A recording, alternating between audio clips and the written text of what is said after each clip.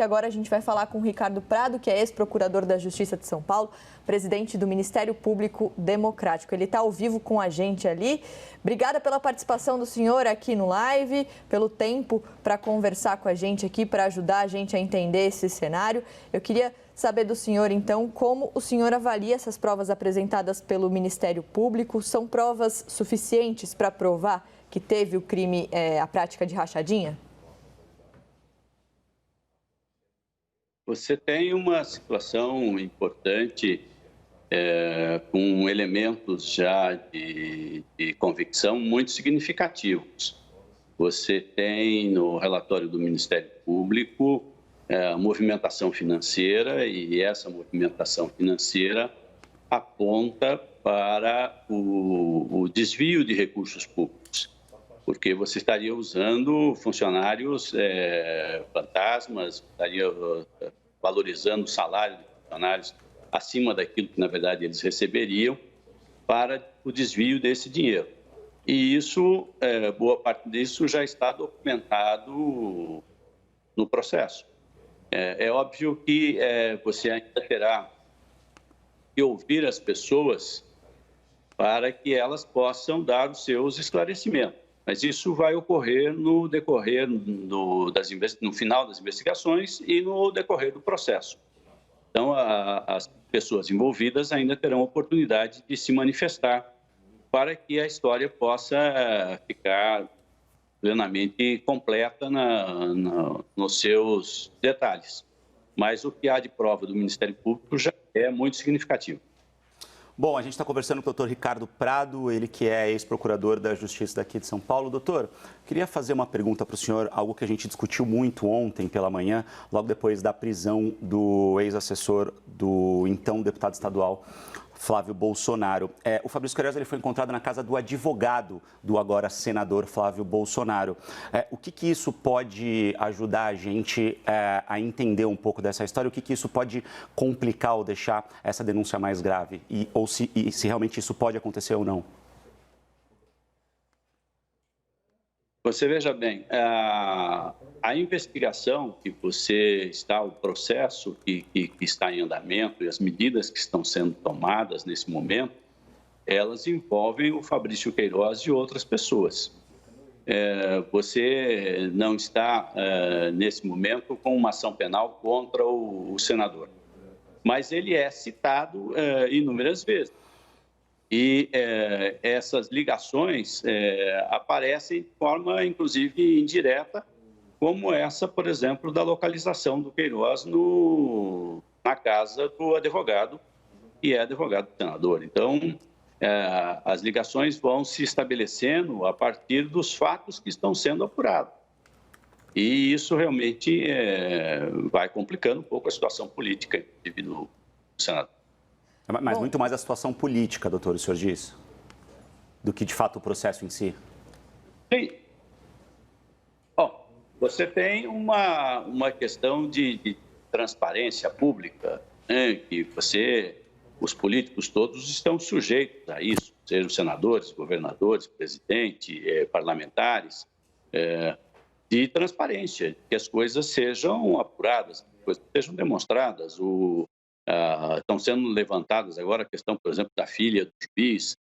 Tudo isso, na verdade, são dados que devem vir a público e serem mostrados de forma muito clara, para que as decisões possam ser tomadas de uma forma muito transparente, para que as pessoas possam entender tudo o que está acontecendo.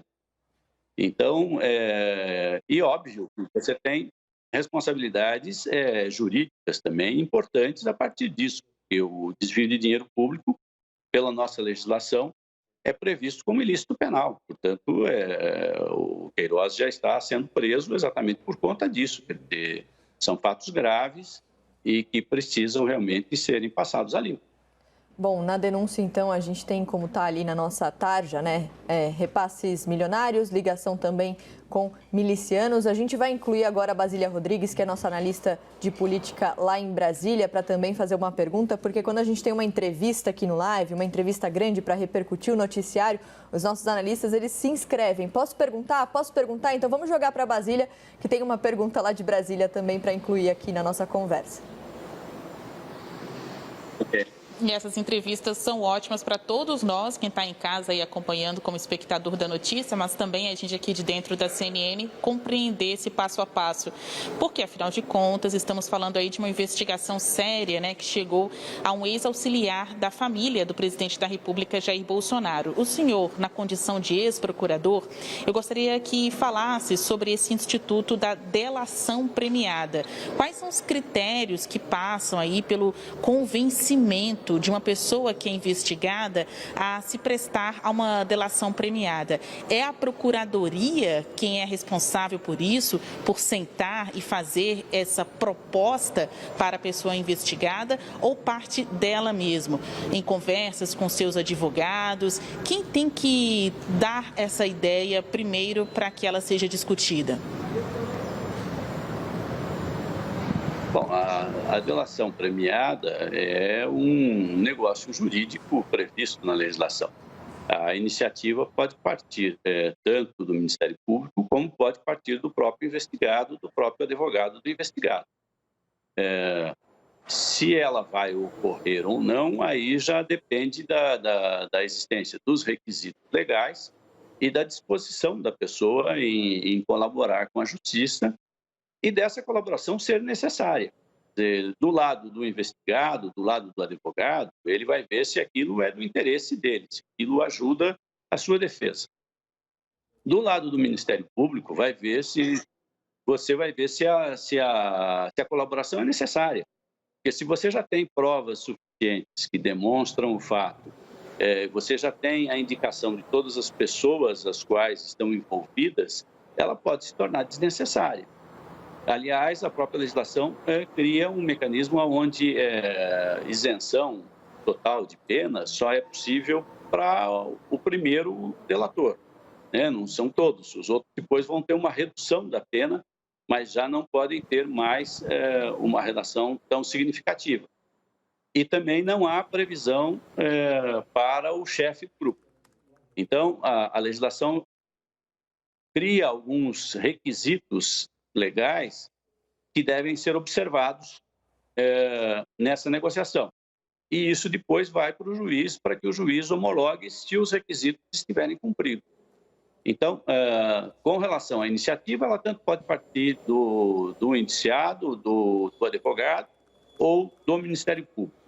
Ela será feita pelo promotor se a pessoa não tiver corpo prerrogativo de função. Ela será feita, eventualmente, pela Procuradoria, se nós estivermos diante de uma pessoa com corpo prerrogativo de função. Bom, a Basília mandou mensagem então, aqui que quer fazer mais uma pergunta. Tem mais benefícios, né? É só um esclarecimento mesmo. Quem delata primeiro, e isso é uma previsão, uma novidade, né, na lei, quem delata primeiro tem mais benefícios, né? O primeiro delator, num caso que está sendo investigado, ele é o mais beneficiado, né? Pelo abrandamento de penas.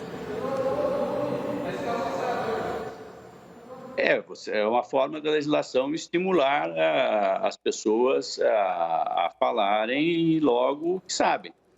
Porque depois que a informação é pública, ela perde o valor. Então, há uma questão de valorização da informação, né? Aquele que fala primeiro, mas tem que falar corretamente, né? Porque as delações, elas são sempre condicionadas. Você não vai chegar à condenação de ninguém apenas com base numa delação. Isso é muito claro, a legislação é muito clara com relação a isso.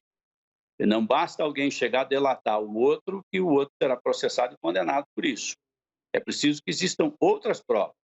Quer dizer, entregou dinheiro, quando entregou esse dinheiro, na conta de quem, vamos checar o depósito bancário, vamos ver se esse dinheiro realmente apareceu lá. Então, você tem provas, na verdade, são provas documentais, são provas materiais, que dizem muito mais do que, muitas vezes, a mera declaração de uma pessoa. Nós sabemos que, infelizmente, o ser humano tem tanto a possibilidade de dizer a verdade como de contar uma grande mentira. Então, isso não é estranho nos processos judiciais. Por isso, inclusive, que normalmente a gente seguia pelo que nós chamamos de o conjunto da prova. E o conjunto da prova nada mais é do que a reunião que você faz dos depoimentos de inúmeras pessoas, mais os documentos, mais as perícias, mais as apreensões. Então, há um concerto de elementos para os quais você consiga chegar até a verdade. Não basta a mera declaração, não basta a mera delação de uma pessoa.